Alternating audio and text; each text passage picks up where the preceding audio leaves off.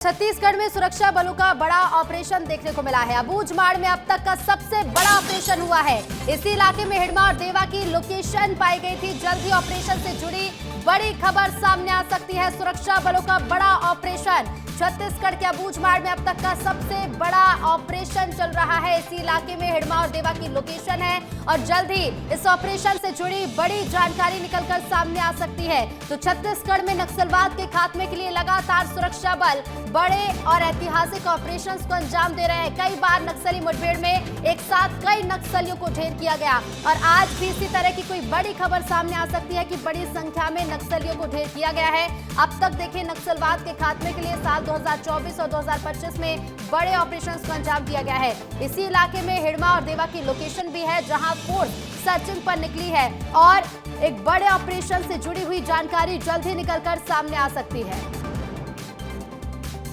तो अब तक छत्तीसगढ़ में नक्सलवाद को लेकर लगातार देखिए सैकड़ों नक्सलियों को ढेर किया गया और इसी डर से कई नक्सली अब तक आत्मसमर्पण भी कर चुके हैं। गिरफ्तारी के आंकड़े भी लगातार बढ़ते जा रहे हैं। तो वहीं सरेंडर करने वाले नक्सलियों की संख्या भी बढ़ रही है और जहां नक्सलवाद के खात्मे के लिए नक्सली खुद आगे नहीं आ रहे हैं, खुद आत्मसमर्पण नहीं कर रहे, वहां फोर्स पहुंच रही है और बड़े नक्सली ऑपरेशंस को अंजाम दिया जा रहा है।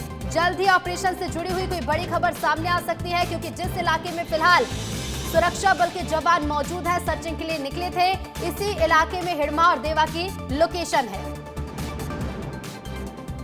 और सीधे रुक करेंगे संवाददाता युकेश चंद्राकर हमारे साथ लाइव जुड़ गए हैं। युकेश, हम बीते दिनों के अगर आंकड़ों पर नजर डालें तो गिरफ्तारी और सरेंडर करने वाले नक्सलियों की संख्या में अच्छा खासा इजाफा हुआ है, लेकिन इसके साथ साथ बड़े ऑपरेशंस को भी अंजाम दिया जा रहा है। फिलहाल क्या कुछ अपडेट है? रितु, इस समय जो खबर निकल कर आ रही है ये वाकई बहुत बड़ी खबर है कि यहाँ पर हिडमा और के साथ में जो बड़े नक्सल लीडर्स हैं उन्हें घेरा गया है। तब तक के बस्तर में जितने ऑपरेशन एंटी नक्सल ऑपरेशन चले हैं उनमें सबसे बड़ी टीम को, जवानों की सबसे बड़ी टीम को यहाँ पर उतारा गया है, जिसमें सुकमा, बीजापुर, दंतेवाड़ा, नारायणपुर टीमों को रवाना किए जाने की खबरें निकल कर आ रही हैं। इसमें डीआरजी, सीआरपीएफ, एसटीएफ, ये सारे जवानों को जो है मैदान में उतारा गया है। इसके अलावा हेलीकॉप्टर से सर्चिंग की जा रही है। इस तरह की सूचनाएं भी आ रही हैं। हालांकि अब तक की आधिकारिक पुष्टि तो नहीं हुई है, लेकिन ग्रामीणों की माने जो सूचनाएं हमें पहुंचा रहे हैं, जो जहां से हम तक के सूचनाएं निकल कर आ रही हैं, जिस इलाके में मुठभेड़ चल रही है उस इलाके के दूर दूर के ग्रामीण ये बता रहे हैं कि वहां उनके गांव में भी बमबारी की आवाज सुनाई आ रही है। तो हो सकता है कि कुछ ही देर में कोई बड़ी इनपुट निकल कर आए, कोई बड़ी खबर निकल कर आए जिसमें जवानों को कोई बहुत बड़ी सफलता हासिल होती हुई नजर आए। जी बिल्कुल युकेश, बड़ी जानकारी आप दे रहे हैं कि एक बड़ी सफलता मिल सकती है क्योंकि हमने बीते दिनों भी देखा कि कई बड़े ऑपरेशंस को अंजाम दिया गया।